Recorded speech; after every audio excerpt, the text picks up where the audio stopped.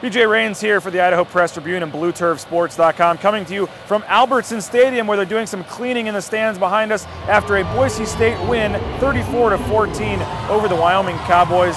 Boise State improves to 6-2 on the season, 3-1 in the Mountain West with 4 regular season games remaining. And what a performance from Jeremy McNichol tonight. Makes you wonder if he'd have played last week against Utah State, if they would have won the game, because, man, career night for Mr. McNichols, rushing 33 times for 166 yards and a touchdown. Also had 7 catches for 36 yards and a touchdown. 40 total touches for Jeremy McNichols. He joked after the game that his body was fresh and didn't have any bumps or bruises since he had the game off last week due to the concussion, but he came back and there was no easing him into the mix this week. McNichols, like I said, 40 total touches. Jay Ajayi, all the workload we talked about with Jay Ajayi last season, his career high was 37 touches against Colorado State.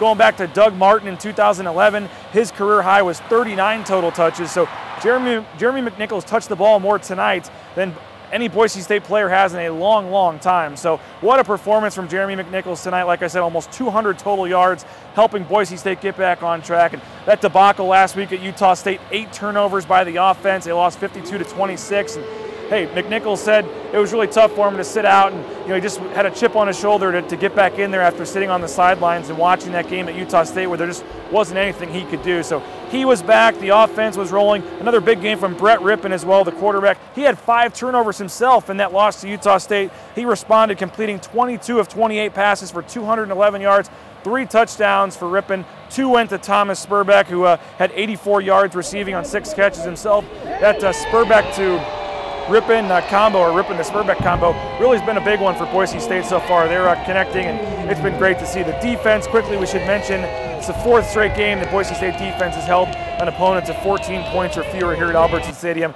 without 3 starters, Dante Dion, Tanner Vallejo, and also Dante Dion, missing 3 key starters on defense. What they did tonight, another strong performance. And hey, Utah State, they lost to San Diego State on Friday night, kind of opening the door for Boise State to get back in the conference race, and certainly the Broncos looked fired up tonight.